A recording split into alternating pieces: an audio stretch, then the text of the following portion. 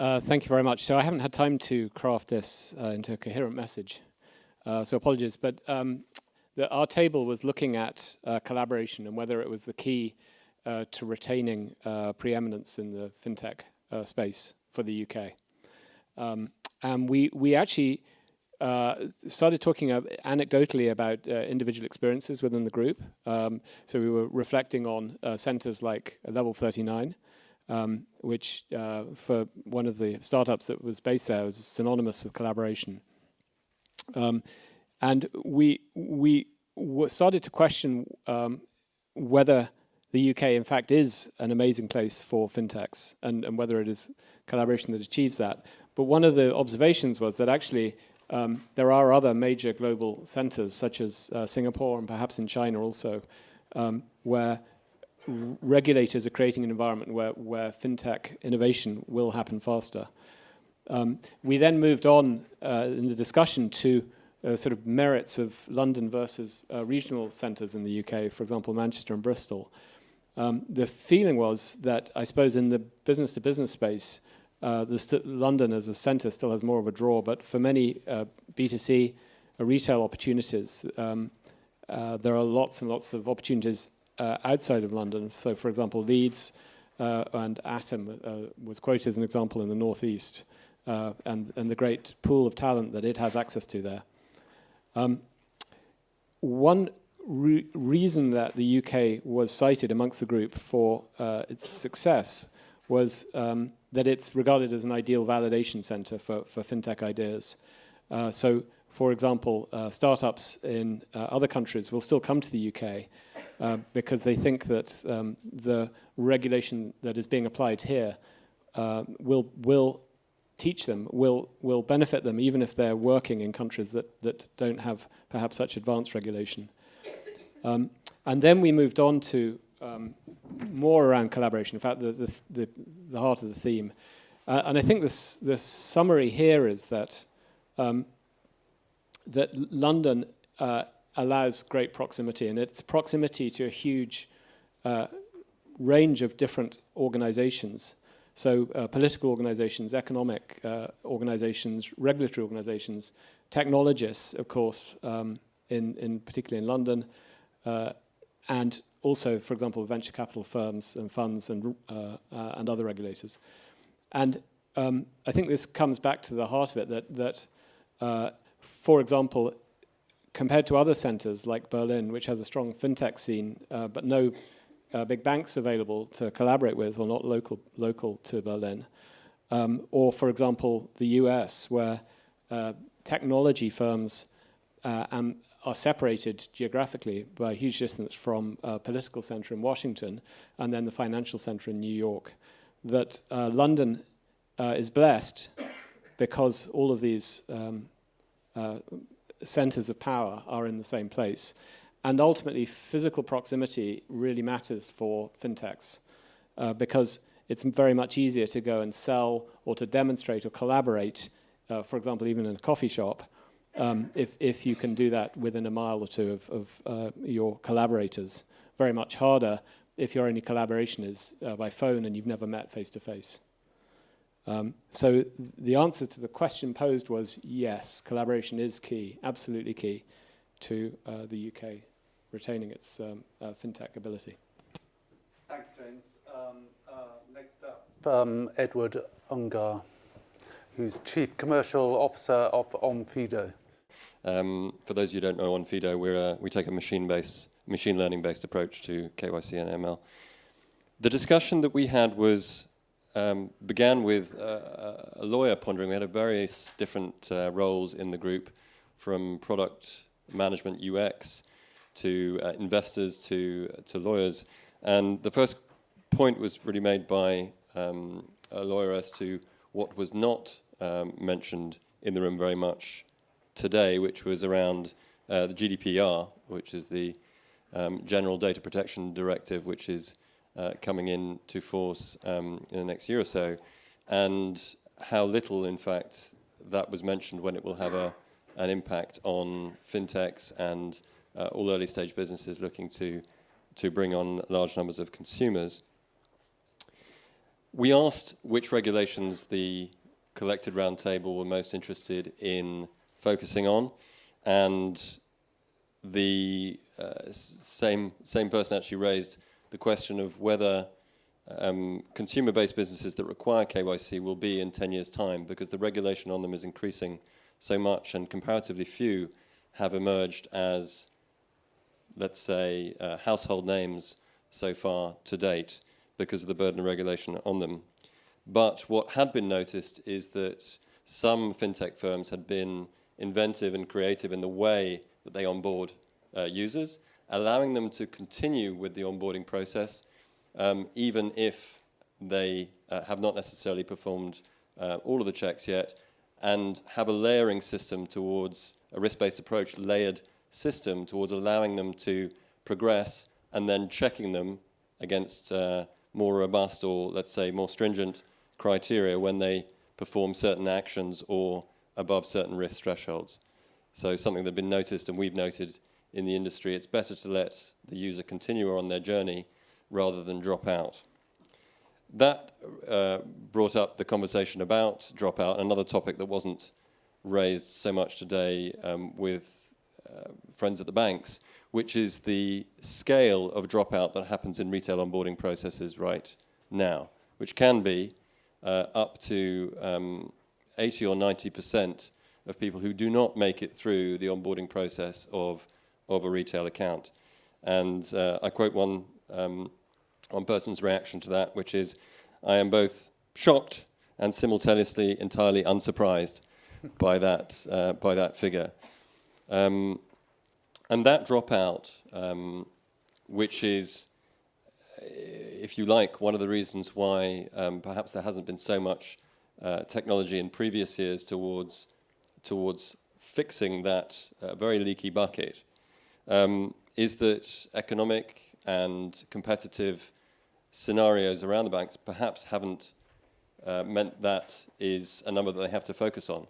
I don't know that many other businesses that could tolerate that high level of dropout. Certainly I know that the challenger banks and the new fintechs have a far lower level of dropout from their onboarding processes. And it was postured that that might be one of the reasons that RegTech is only coming into its own in the last year or two, rather than having been a force of nature in many years before that. Thanks very much. Yeah, hi. So we were talking about PSD2 and the impact on data analytics. And I guess to start, I think it's fair to say that data is the new oil. And we know that when you open up banks through the open banking concept, APIs, etc., the amount of data you get access to is much greater.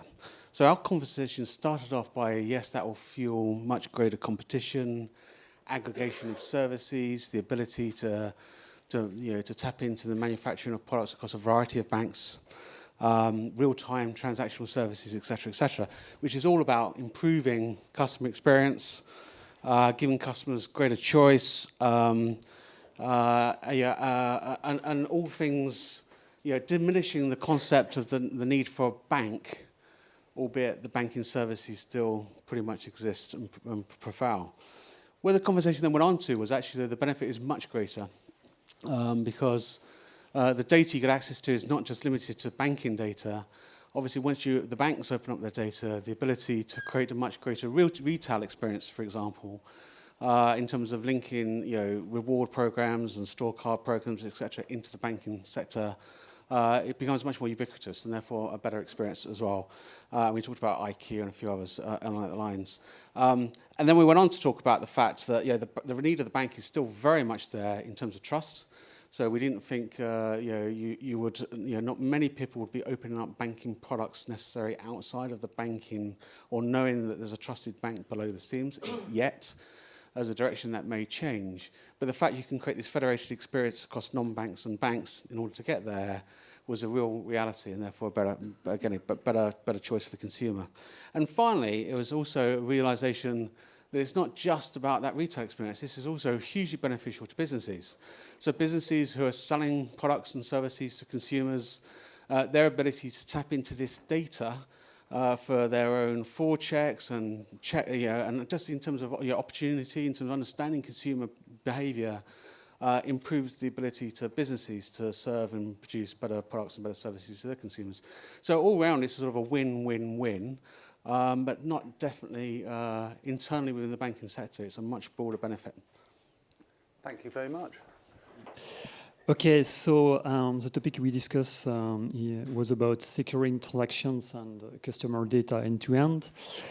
All right, so we initiated the discussion with, clearly it's all about trust and confidence.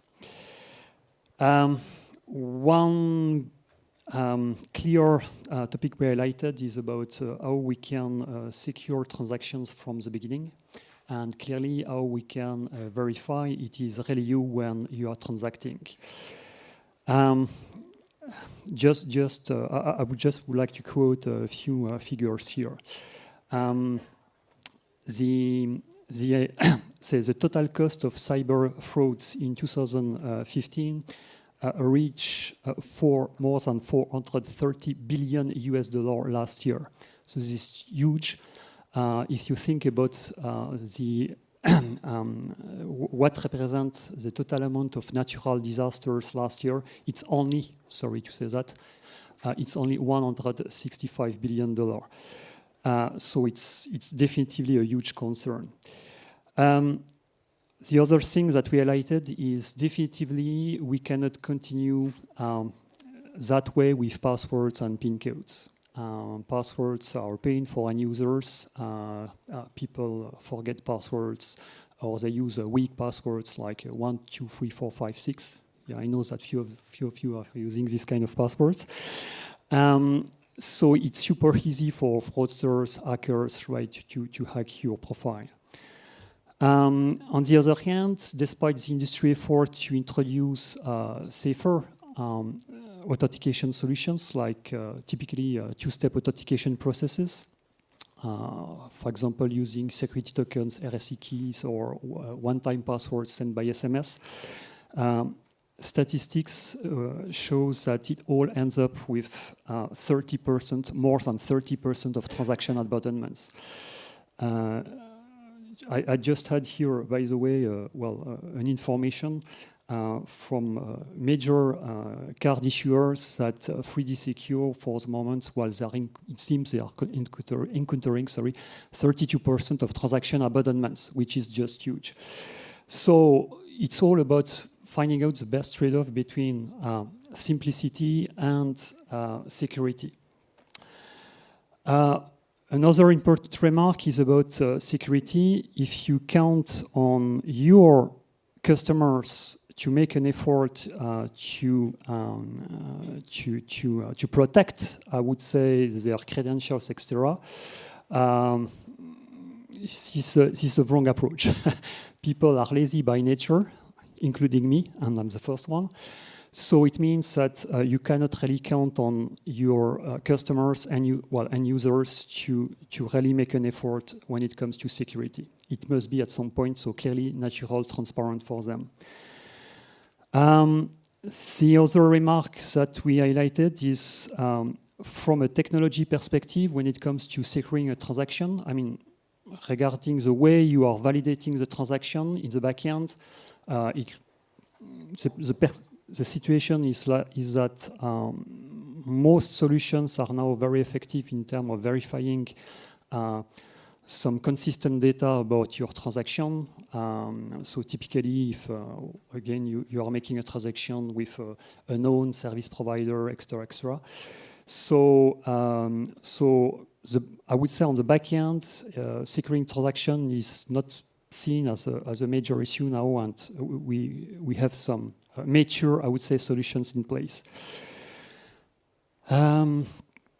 Okay, so to summarize, so one could say that there is a huge need to secure transactions in a better way, and also there is a growing concern about data privacy and data protection.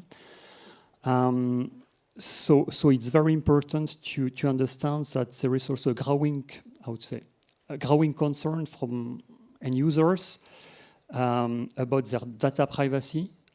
People are getting at some point more and more educated about their rights. So it starts to be really important to take that into account. Making some big data analytics, that's fine, but at some point, if you are pushing too much, you may have some very important drawbacks here. And lastly, last also observation and remark regarding regarding the future. We know that also the new generation, and typically Generation Z, Y, most of them wants biometry. So the conclusion is password is definitively becoming obsolete and end of life.